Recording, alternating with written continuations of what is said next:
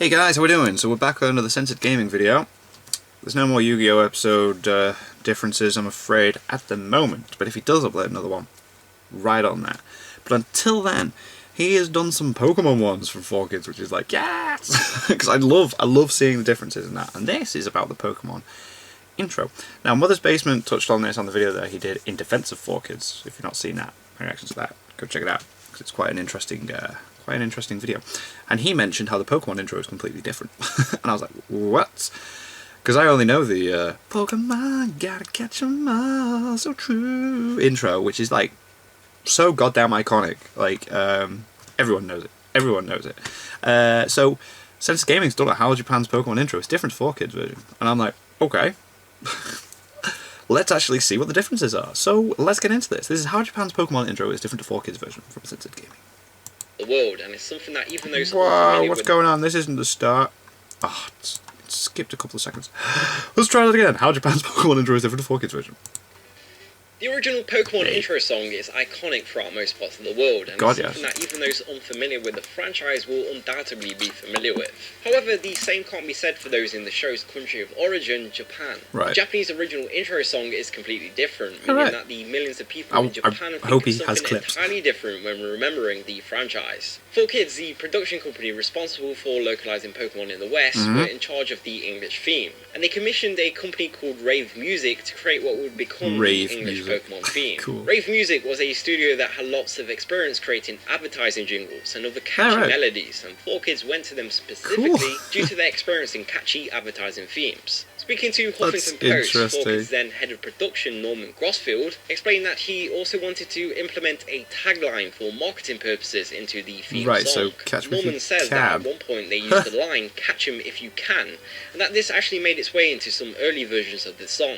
This line was of course changed though to the now famous Gotta catch 'em all, which would then go on to fuel millions of kids to literally try and catch them all by buying as much of Pokemon's wide array of merchandise as possible. Moving things back to the Japanese song, this didn't quite have the same marketing style as Catching 'em All as in the West. The main choruses of the Japanese version are instead 1. being a Pokemon master, and 2. I'll get you Pokemon. The get part interestingly being sung in English. The Japanese track is also named Aim to be a Pokemon Master. Generally though, the two songs' lyrics are quite similar and are about travelling, friends and getting into adventures. Another difference that you'll notice in the Japanese intro, however, is the footage and graphics that it uses. The Japanese version uses new clips that you won't see in the English version, such as this shot showing Poliwrath whilst Ash and the gang are running in the rain, as well as this brief montage-like section showing a wide range of different Pokemon. This is so different. Another difference in the Japanese version is that it shows all 3 of the legendary birds, whilst in the Western version shown on the right, the footage gets cut out just before Moltres appears. Also, of course, the Japanese version logo is very different and goes by the name Pocket Monsters instead.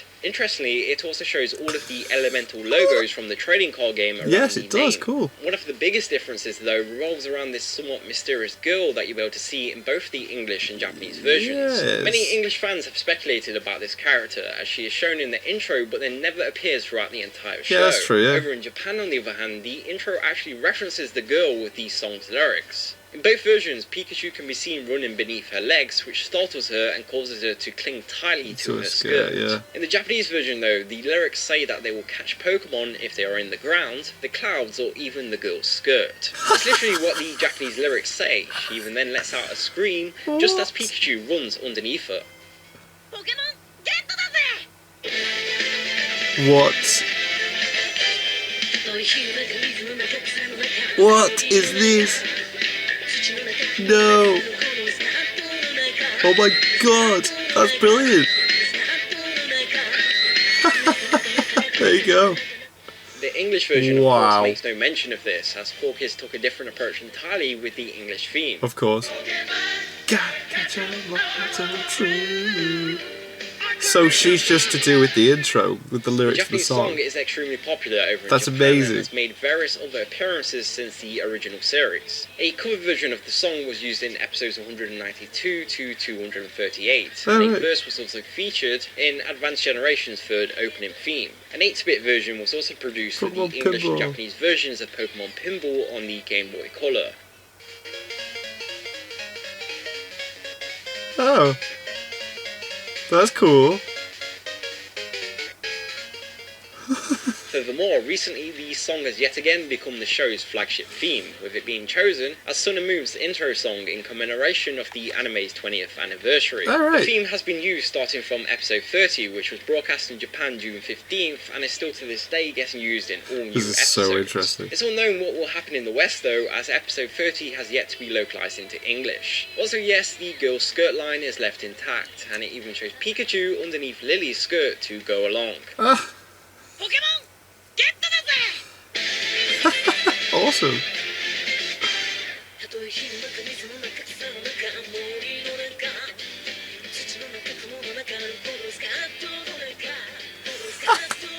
Sweet. Oh my god. Wow. Wow. That was interesting. So different, so bizarre. The song is so different. Wow.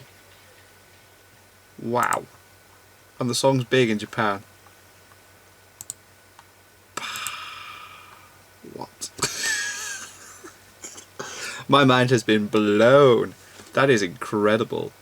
The song is completely different. There's only a few clips changed.